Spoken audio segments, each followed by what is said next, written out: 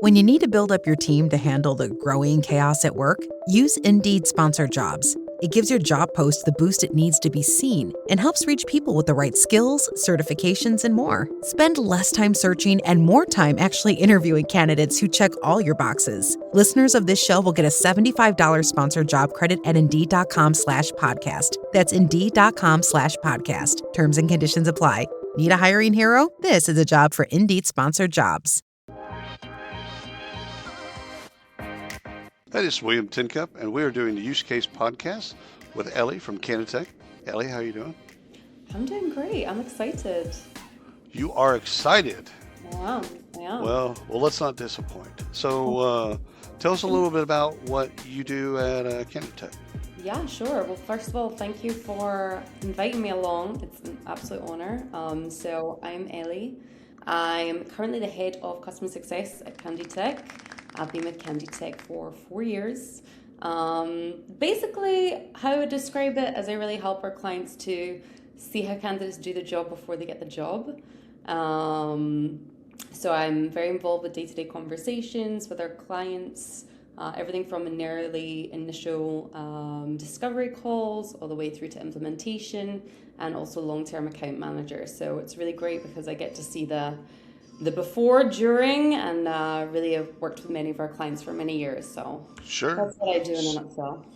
So for the audience, Canatech, if you were explaining it at a party or whatever, or dinner, how would you explain it?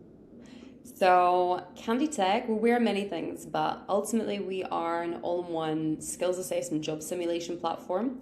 So we really help clients evaluate their candidates' hard skills, soft skills, of course, AI skills, cognitive ability, personalities, video interviews, everything really all together, mostly through realistic job simulations that are really designed to mimic the job as closely as possible, usually at a very early stage of the hiring process. And then are the simulations, are they off the shelf? Are they custom made? What does that look like? We have all options, we do. So we have a very, very large library. So everything is overseen. We have a team of expert PhD holding psychometricians. So their whole job here is to really support our library, our growing library. Many, many ready to use sections, everything from engineers, data, roles to HR, admin, customer facing roles, and everything in between. So we have in the library, our users can take directly from the library. They can also fully customize everything from the library. So if they like it, but they want to change it, make it more relevant for their use case, they absolutely can do. But of course, they can also build their own tests from scratch.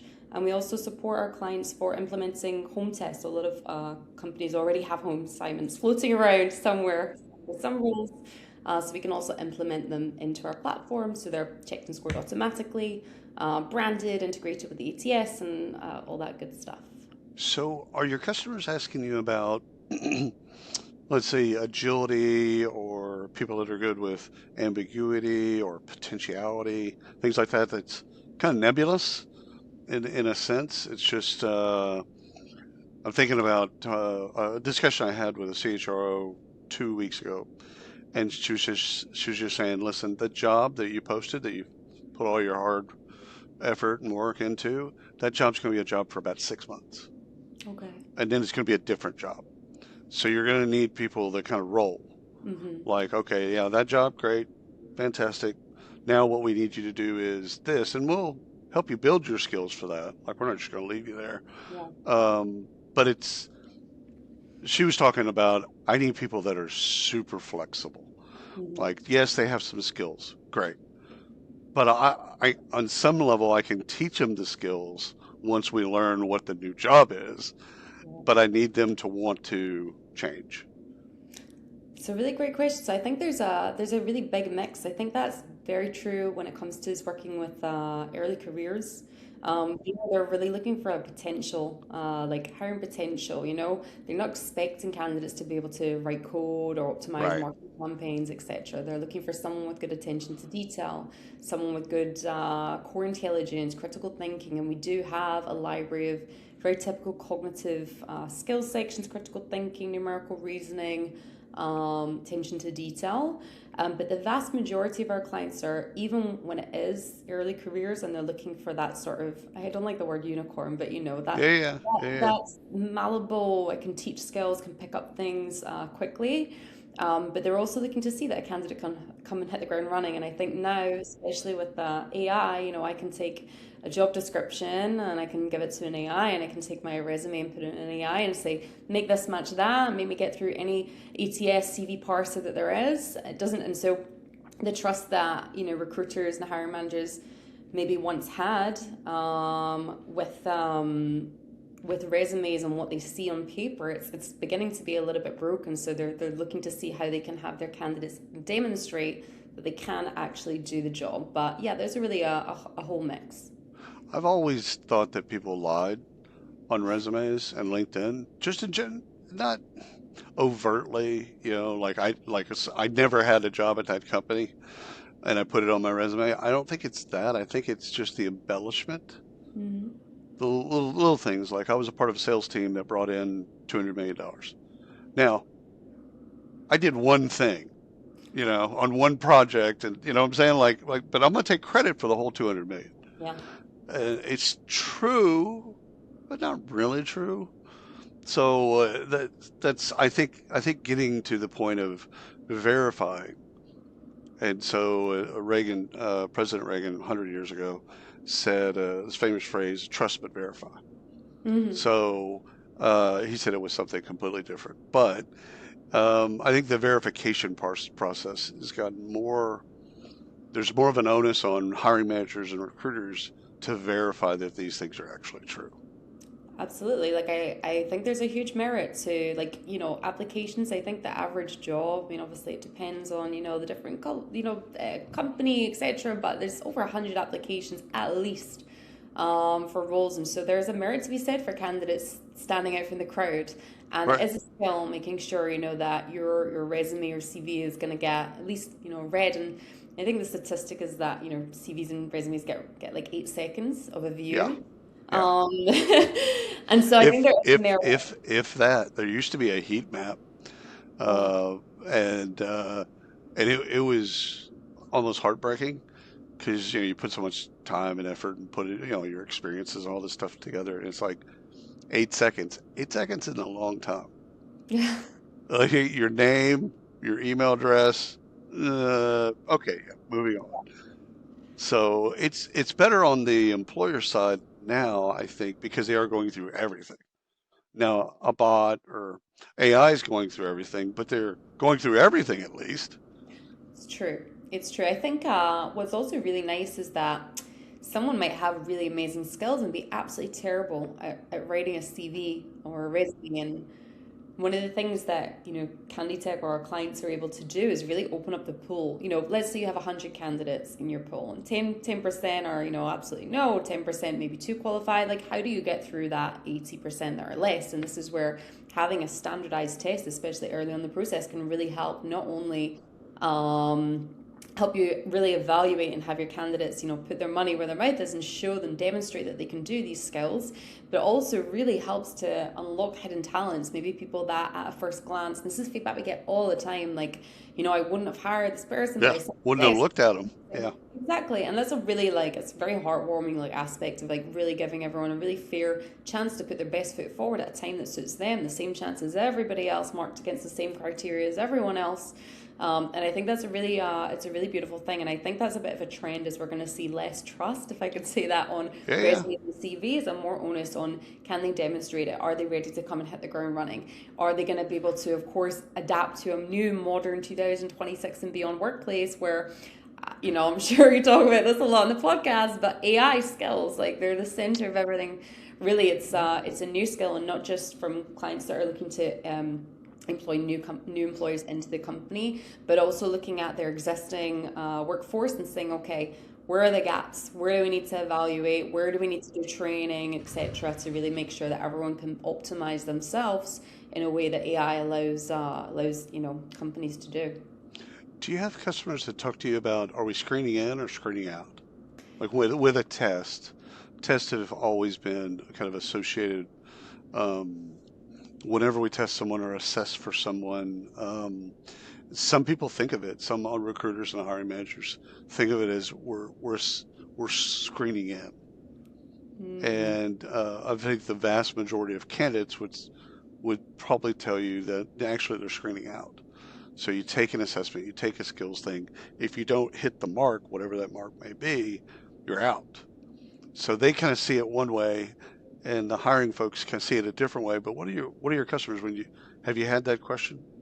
So it really, really depends. Like we work with so many clients of all different types of use cases, from like huge NASDAQ traded giants like Monday.com, Wix, Fiverr, to small growing startups with 10 people and beyond. So it really depends on how many applicants are coming. Like the majority of our clients, I would say, have too many candidates that they don't know who's the ones that I should bring on this. There's never a replacement for the human, face to face, Zoom to face experience, but it's just unrealistic for people to be able to give that face-to-face experience with every candidate that looks good on paper.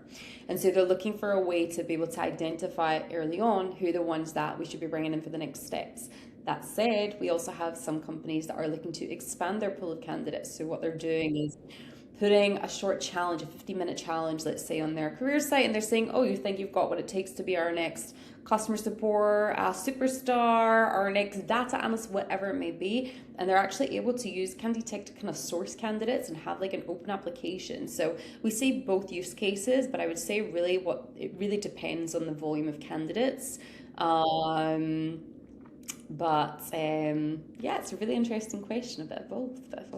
A little bit, it's probably a different perspective too. So, with your, job simulations, does the candidate get anything from that? Would be the question that I would ask. So, do you mean by that? Do they get any results? Well, or what do they get? What's in it for them? Yeah, I think it's okay. So I'll give you some context. So, for years, people would do like background checks, right? So, like, you want to apply to shop, great. We got to have your permission to then go run this background check on you.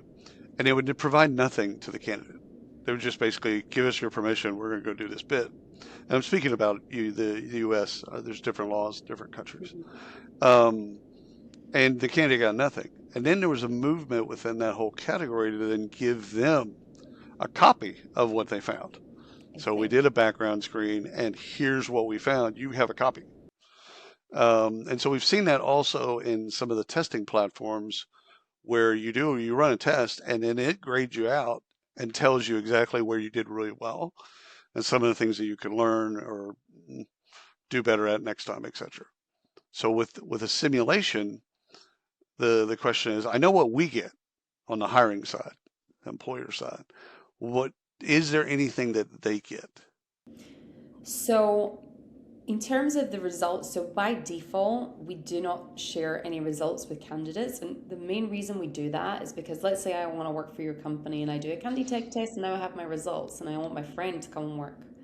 Well, now I know how I did and how I'd answered and how I did well. And so over time, the reliability of the test is degraded. That said, our users are free to do whatever they like, and some of them do choose to share the screen. And what's really nice about a job simulation, rather than, let's say, a gamification game where I'm clicking some buttons and it's going to tell me if I'm a great this, that, and the other, is now the recruiters and the hiring team actually have a work sample.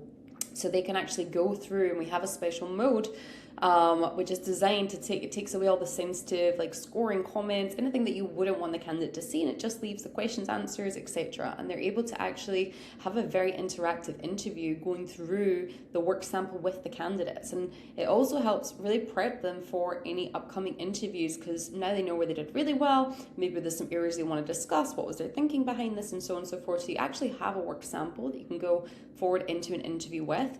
And they do sometimes choose to share these insights with the candidates. By default, we don't share them, again, just for I can, yeah. I mean, that totally makes sense to me. I'm thinking that they also get something because of the simulation just in general. They get to see kind of behind the scenes. They could see, okay, what am I really going to be doing? I'm going to be doing this. So they might have had an idea of what the job was, and all of a sudden, then they got into the simulation and went, I don't want to do this. Great. Good to know. Stop now, leave. I mean, it's actually a good thing.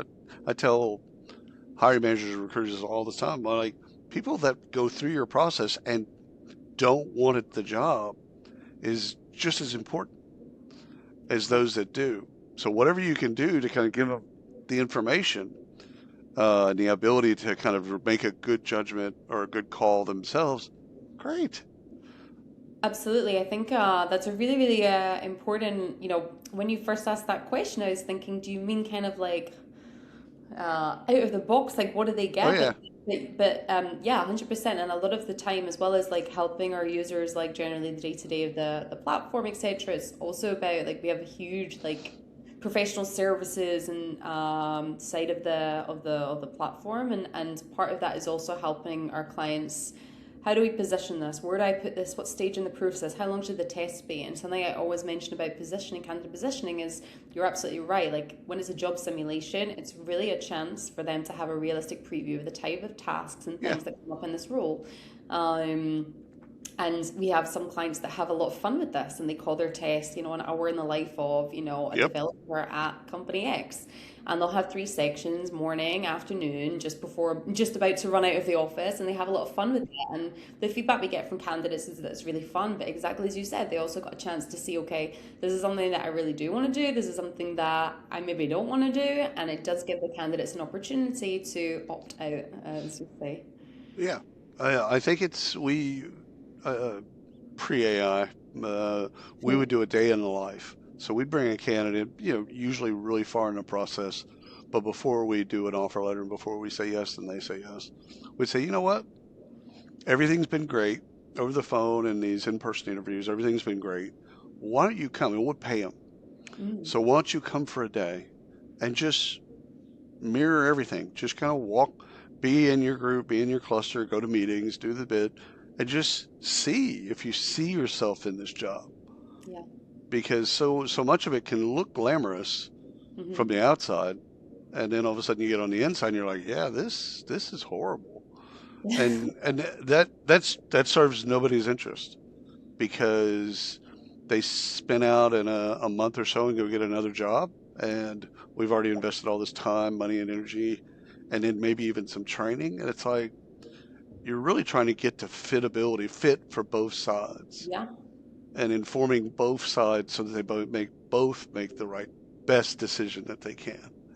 So pulling down those walls or those curtains or those veils or whatever the bit is, it's just letting them see, like, can I see myself flourishing in Yeah. this environment, thriving in this environment? So 100%, and that's when customers say, how do I really like? What's the best thing I can do in the assessment? And it's like, well, what are the most important? Like, what is the realistic? Like, what are the most challenging parts of the role? What are people expected to do in this role? And the way that we Yeah, can really build the highest predictor of future job performance is putting all those things into an assessment. Of course, there's always a balance. How much can you fit in the assessment? How long do you want the assessment to be? But for example, maybe you need the candidate to be able to optimize data in a data sheet, and that's great. And we have a really cool question type for that, embedded Google Sheet, Excel. But that's never the only part of the role, unless the role is literally data entry or right. something like that. And so it's a follow up email. Maybe I want to, okay, can you do the rest? Can you do the calculations? Amazing. Now, can you identify the rest? And maybe it's a customer facing aspect. Can you now write an email to your client, identifying the rest, or suggesting action items? And then maybe the second section is, the customer's on the call and they have to answer a video question. What they would do to prepare for the call, or opening questions. And maybe the next section is using our embedded ChatGPT, and your manager's just asked you to fill out these three documents, and you've got 5 minutes to do it. Feel free to use the embedded ChatGPT. So simulating, what does actually this look like? What are the challenges of the role? It's really nice because of the level of customization that we can support. It's not just about this role in general. It's about this role in this team with this manager with these Right. projects coming up. And that's something that's pretty unique, and why I really love working with job simulations. And I think it makes so much sense. Yeah, really, our clients get a lot of really, really great insights. I think in this, you're not saying this, I'm saying this. So just for the audience to be really clear, I think you put the worst parts of the job in front of a candidate, because for me, there's no shock at all once they get the job. They know, like that bit where you did what you talk to a customer, you listen to a video from a customer, and then you type out your response. Like I want that to be an angry video. Oh yeah. You know what I'm saying? Like I want to pressure test on every negative aspect of the job, because it's easy to sell the positive stuff. It's easy to sell the easier task, the things that are just, Sure. I mean, it's like anything in life, right? Like you want them to kind of like, I want to understand. First of all, you want to, as a candidate, you want to understand the challenges and whether or not you like those challenges and you want to be a part of those challenges. And I want to know if you can handle those challenges. So I know that you didn't say that, but that's how I would set it up. Is I would look at that particular job and with that particular team at that particular time and all of that, to then say what's really the biggest challenge here, and then I'd build around that. Absolutely. I think when I have, let's say, discovery calls, everyone has completely different things that they're trying to solve. Maybe it's reducing hire, evaluating AI skills, reducing unnecessary interviews, but also a question of retention. Like, how do I make sure that people are staying past 3 months, 6 months, 9 months? How do I not only make sure that candidate goes and passes the interview and starts the job, but also stays on and becomes a leader and is able to pass the probation and go on to be leaders? And then really nice thing is, like, many of our clients have been working with for years and years now, and they choose to share post-hire data with us. And when we do that, we can go back into the microdata, the test, and we can say, okay, this is what goes on, not just to get the job, but go on to be, this is your DNA of superstars within your company. We can really, over years, like, really optimize things and make sure that, and what's going to look one way for one role and one position is going to be completely different, more like a senior hire and so on and so forth. So as it should be, because there's different stressors, there's different pressures, there's different outcomes, there's all of these different things. So if we cookie cutted, it would be at our own peril. I think one of the things that's fascinating, or could be fascinating, and your clients probably aren't thinking about this yet, but is going back and asking the candidates that went through that test 6 months later, how could that test have been, or how could that assessment or simulation, how could that have been better? So we can learn from them after they've done the job for a while. Like I think we should ask them at the end of the simulation. What do you think? Give us a grade, rating, all that type of shit. But I mean, like, I want to know that, like, because you have access to the data, once they do the job for a while, hey, think back to that simulation. What could we have done to make that better? And them now doing the job gives you some insight into, throw that away and then do this. Like, ask these questions. It's really interesting. So in terms of candidate feedback, so we always offer, like, we always start with a pilot through pilot, and as part of that process, a lot of our clients have a little box at the end for the candidate, hey, what do you think of this test, etc. And so they are able to really capture feedback that way.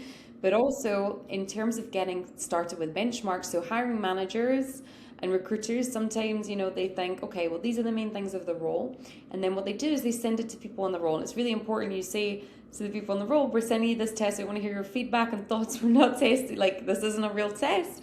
But it's really interesting because the feedback that these control groups, or, these testing groups, is sometimes it's, this was perfect. And sometimes it's like, hey, this was good, but this is actually not realistic to how we're doing it today. And this is really important, and I didn't see anything in this. So it's really nice when you bring, like, the team in, because everyone, maybe not everyone, but I feel like sometimes different people within the organization can experience what a role type might be differently. And so it can really become like a very collaborative, cool project to do as well.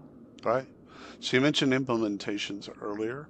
So give us an idea of what that looks like.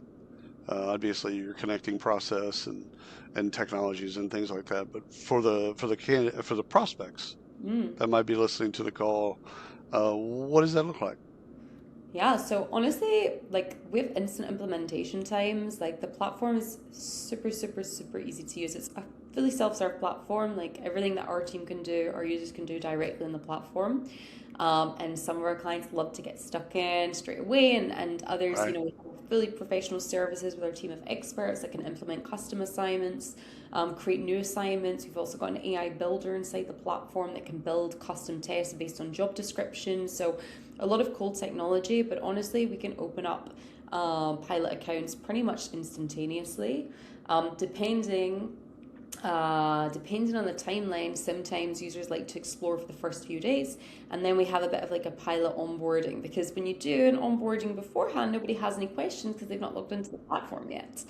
And so a lot of like the getting, the main assessment set up, integrating with the ATS. We're integrated with over 40 ATS platforms. Most of them it's copy this, paste that, and the integration is there.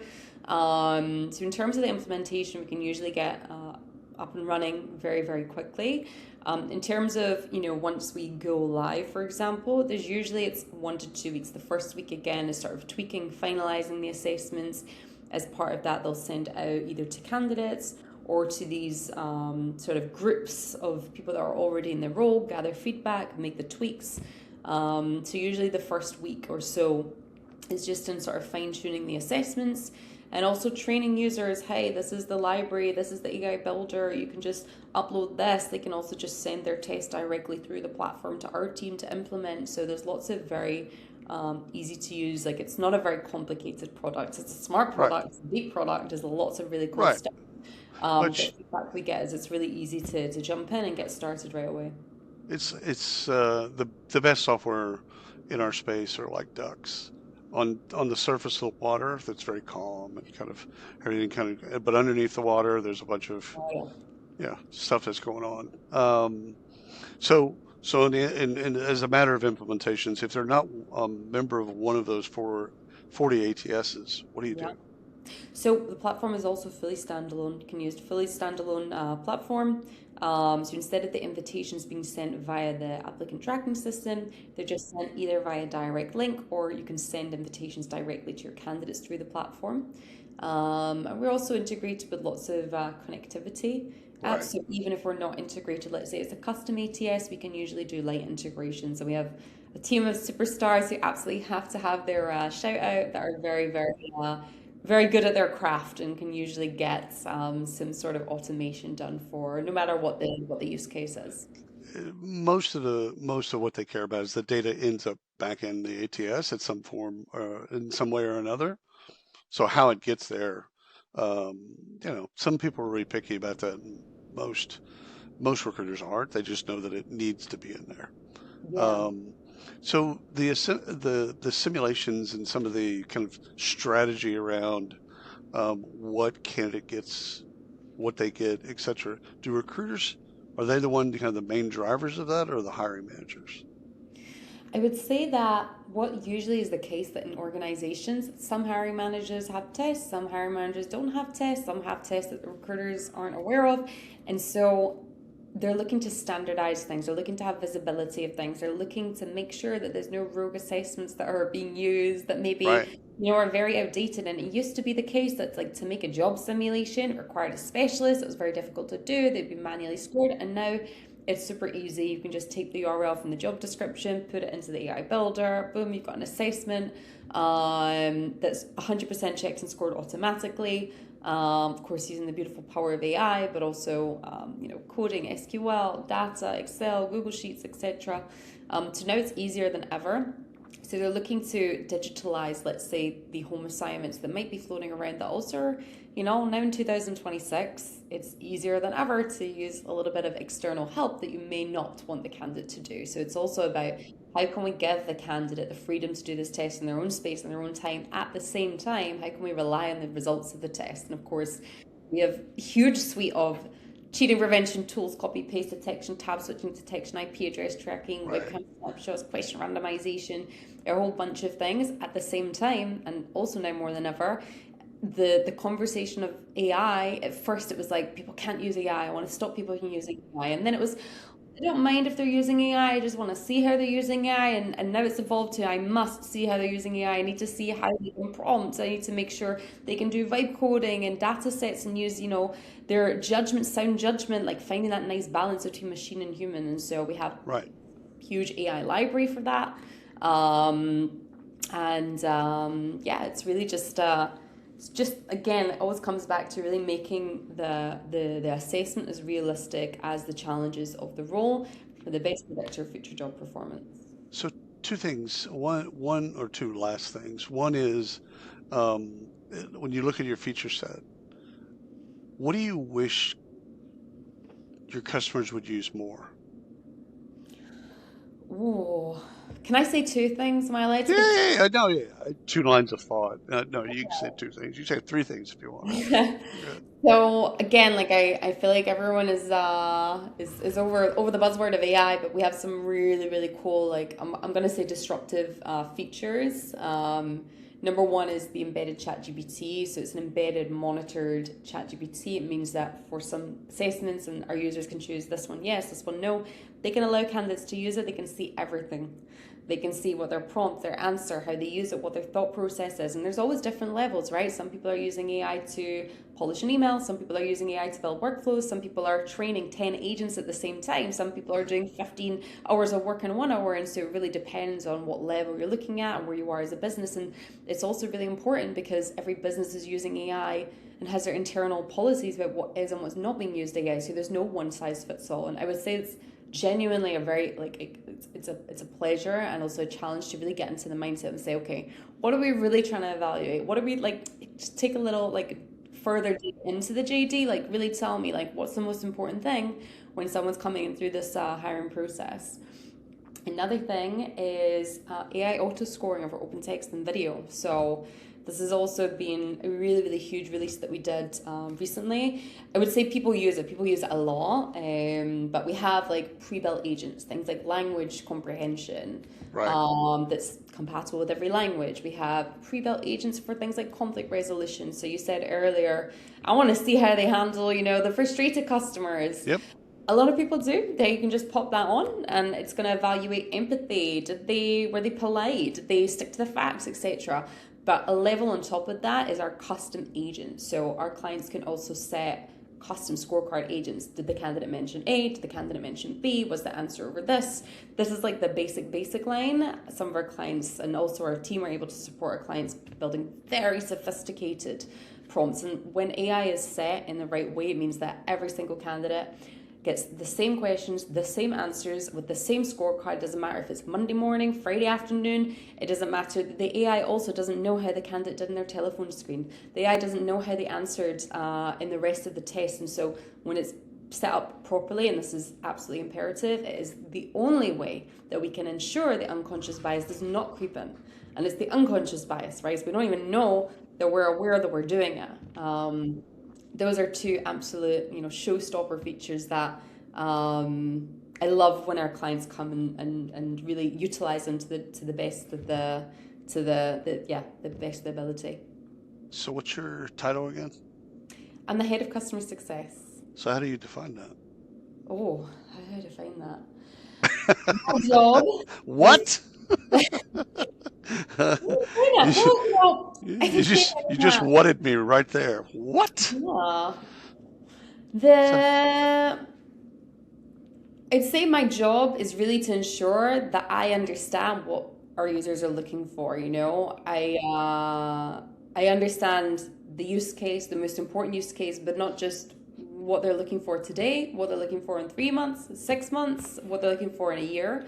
My job is to make sure that they understand the most relevant features, because we're doing loads of things. We're doing from pre-screening chatbots available on WhatsApp and video interviews, all the way to simulations for AI engineers and so on and so forth, and everything in between. So it's really to make sure that the prospect is aware of the most relevant parts of our product for their role. Is to support them in questions, implementation, training, onboarding, and it's the support and the professional service that we give is not just at the beginning; it's all the way throughout, and it's something we're really put a lot of emphasis in, and really thank goodness most of our clients have been with us for years and years and years. And as I say, as years go on, we're able to really optimize everything and bring it back and get better and better and better. So we really start to understand the niche, etc. So that's my job, is to really make sure that the customers have success. As cheesy as that sounds, Drops mic, walks off stage. Ellie, thank you so much for your time. Thank you so much. It was great. This has been wonderful. And thanks for the audience for listening and watching. Until next time.